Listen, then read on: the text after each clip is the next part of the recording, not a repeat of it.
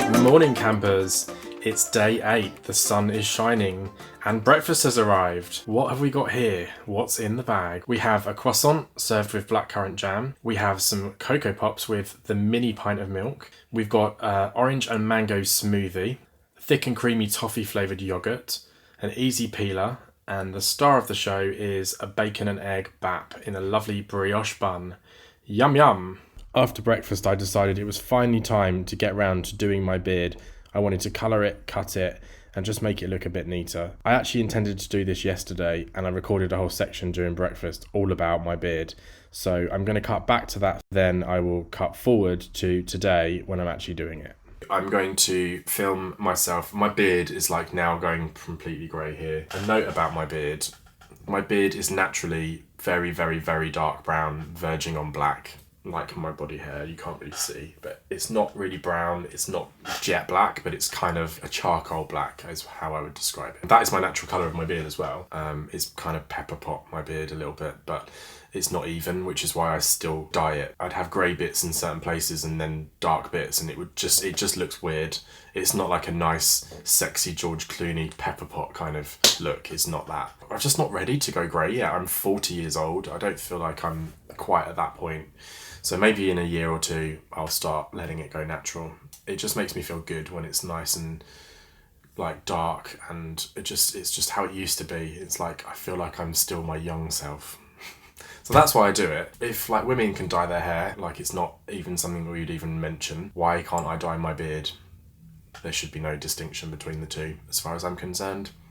So I'm doing it. I'm actually gonna cut my beard as well because I really hate it when these bits here get a bit too long. I like a beard to be kind of like very like neat and close here, and then like slowly kind of come out and be a bit more bushy at the bottom. I'm going to then dye the whole thing, and I won't shave my head until I've dyed it. But you'll see the technique because I've perfected this technique over years.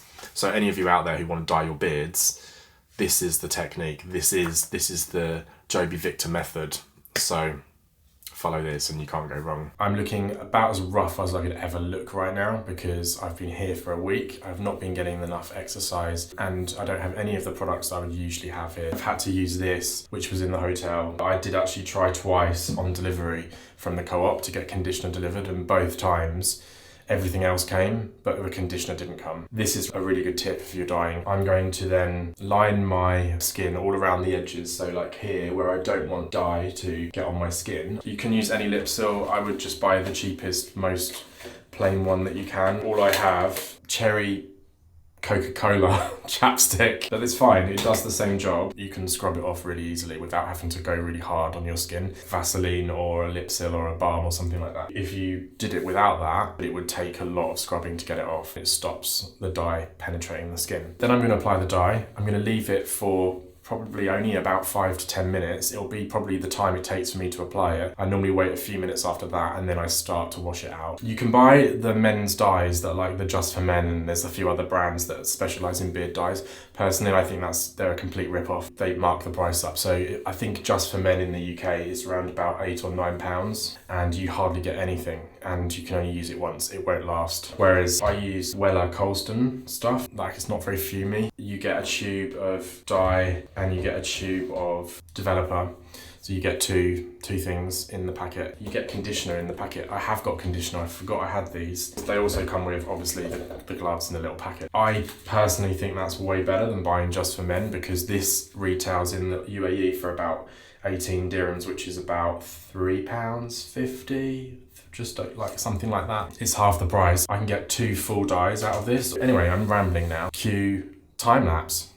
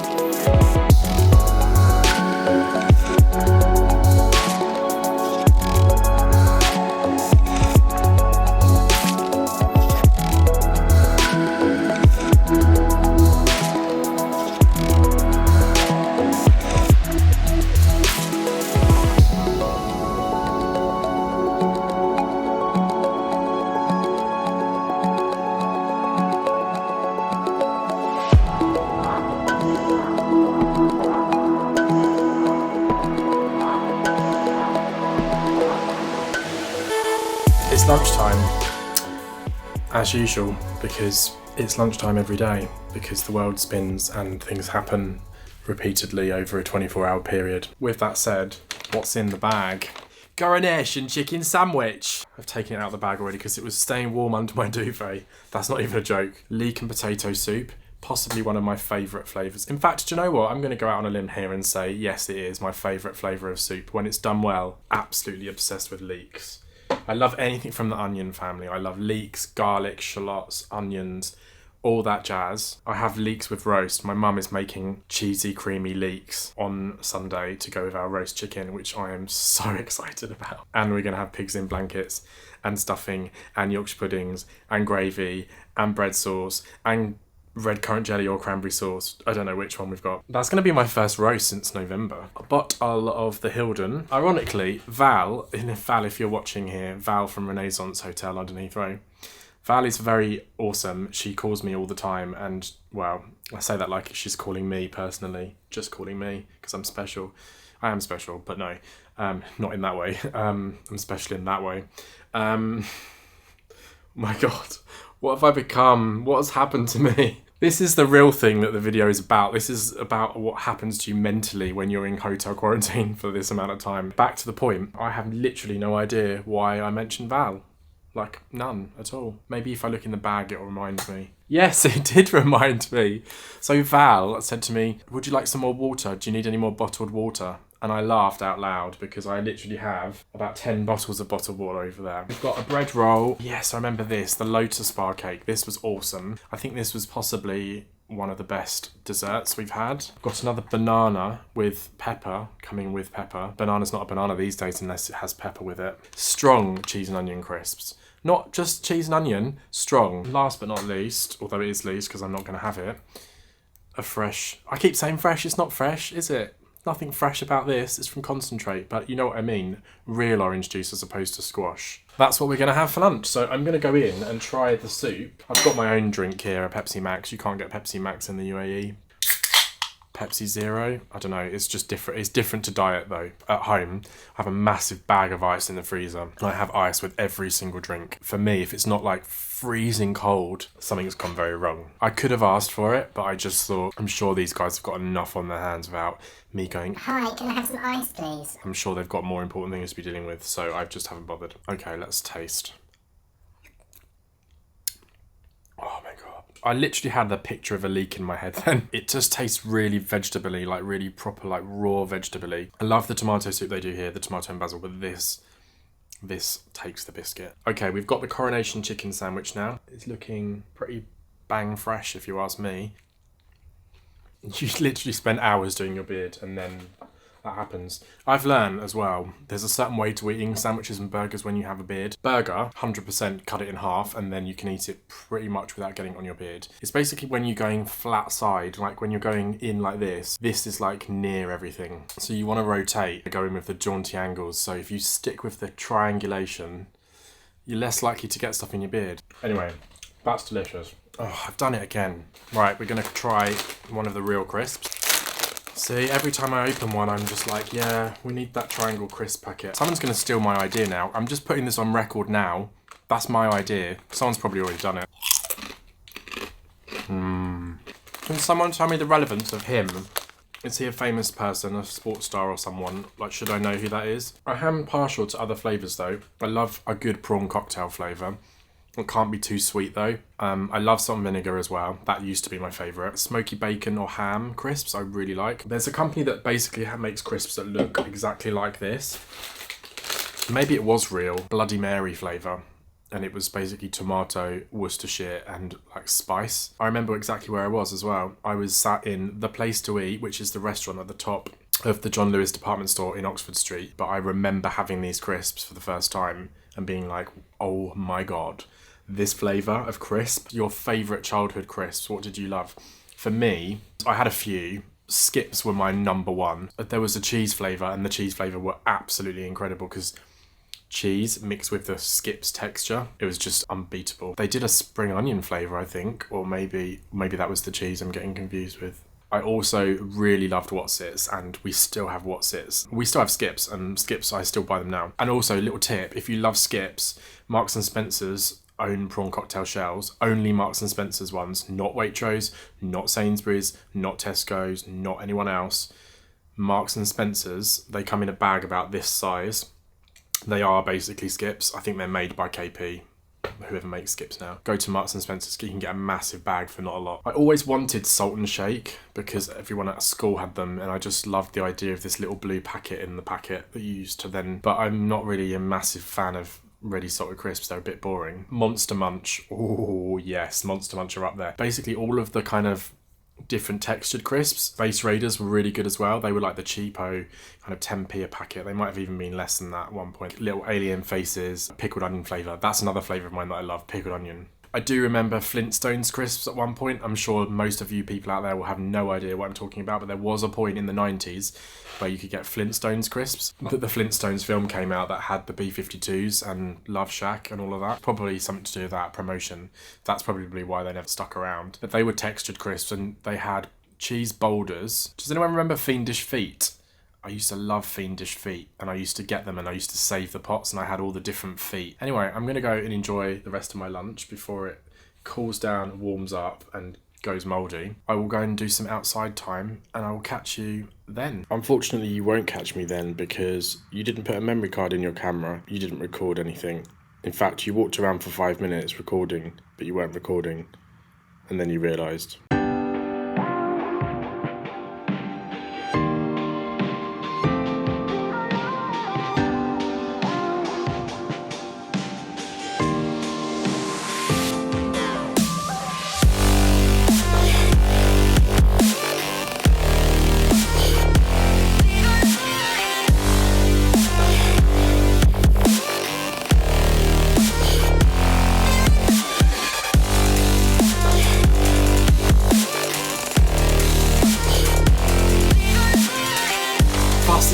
Bag. Niçoise, I think, but without the tuna. We have vegan chocolate and coconut tart, and I remember this from last week. It was the same as this. It was tasty, but it didn't taste much of coconut. This is a new item that we haven't had yet. Hold your breath, guys. Strawberry and apple. The only thing is, I'm not really into strawberry drinks because I find strawberries too sweet a flavour for a drink. Although that is not strong, so it is good. We've got our Hilden Classic. Now I could have ordered bangers and mash like I did last week, but I thought, no. Chicken tagine with couscous. I don't know if I can get this on camera. This is literally going to spill everywhere. I'm going in couscous first because I just want to try it plain, just to see if it has any flavour on its own. And it does. It tastes minty. Now this looks very interesting. I can't tell what that is. It smells quite sweet. I'm a bit nervous about this one for some reason, but I'm trying it. Oh my. That is freaking lovely. That tastes like warm cuddle, comfort food in the winter, like a stew. It tastes nothing like a stew, but it's got that kind of hearty kind of taste. The meat is like just sort of really succulent and falling apart. That's what it is. Chicken and apricot. Ah, ow, ow, ow, ow. Cramp. So good. I feel like I should try this, but there's no dressing. That's the thing with a lot of these salads and starters that we're getting. As nice as they are and as fresh as they are, they're probably super healthy because there is no dressing, but there is some kind of dressing. The egg just makes me not want to even open this box. I have this thing about the white of an egg when it's cooked. It makes me literally heave. I can deal with it poached and I can deal with it scrambled. Fried and boiled, can't go near it. The vegan coconut and chocolate tart. Plain fork before I get judgment from you. That is really good. It's so rich though. Not very coconutty. Got a good texture for a base. Kind of got nuts or something in it. It's like smooth, but then you get a bit of a crunch. It is very nice, but it's not a patch on the chocolate orange cake from yesterday. I literally threw 4 or 5 days worth of cakes out yesterday. And I felt really bad about it, but I just feel like I can't be eating that when I'm stuck in a room and not moving. It's just like, I don't want to fill my system up with stodge and sugar. I'm giving this dinner, this I reckon would rate high. You might say this is cheating, but I'm going to rate this without eating it at 7. but the egg means I can't open it. So that's a 7. Tagine, I'm giving that a 9 as well. The dessert, I'm giving a 7. So I'm giving the overall score for this meal an 8. That's pretty good. An 8 is pretty decent. So thanks for joining me today. And this has been a bit of a longer video today. I've done a lot of filming today and not any editing so far. So now it's 7:15 and I've got to edit as much as I can now until I go to bed. From the second I finish my dinner to about midnight, I'm going to be editing. I'll join you tomorrow morning for breakfast and we'll take it from there. Let's hope we get a sunny day. All right, peace out, bye.